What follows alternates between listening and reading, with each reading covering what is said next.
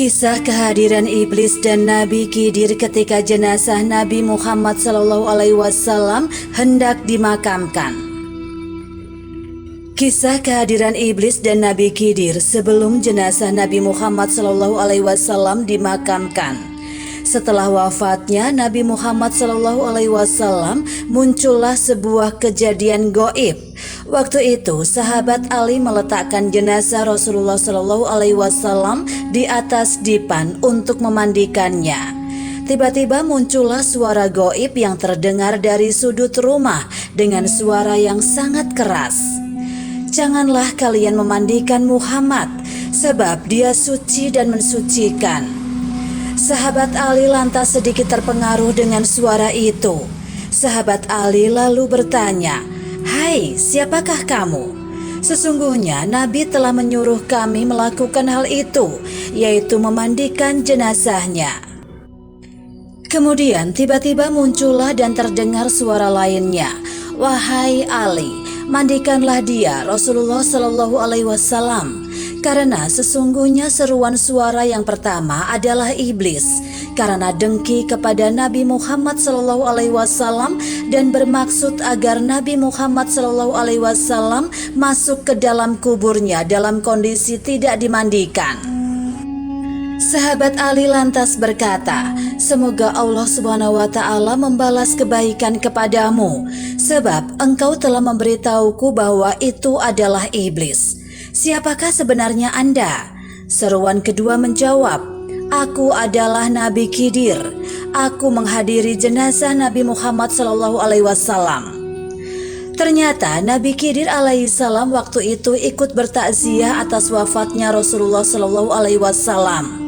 Di waktu itu pula iblis datang untuk membujuk sahabat Ali agar tidak usah memandikan jenazah Rasulullah SAW.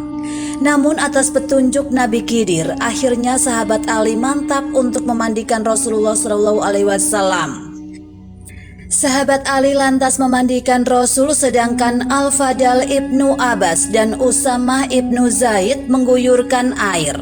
Sementara malaikat Jibril membawakan obat pengawet dari surga.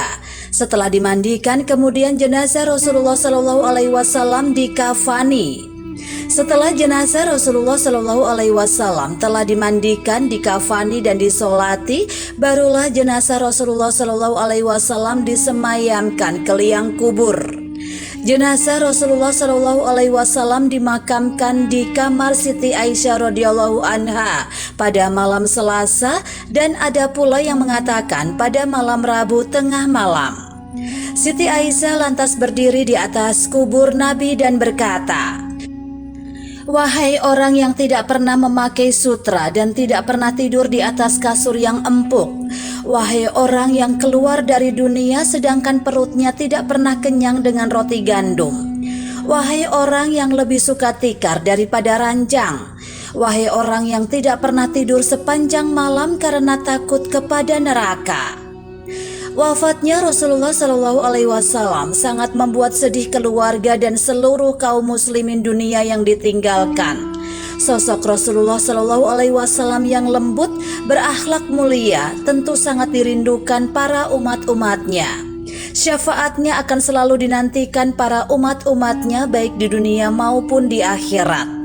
Semoga kita senantiasa dapat meneladani akhlak mulia Nabi Muhammad SAW. Amin, amin ya robbal alamin.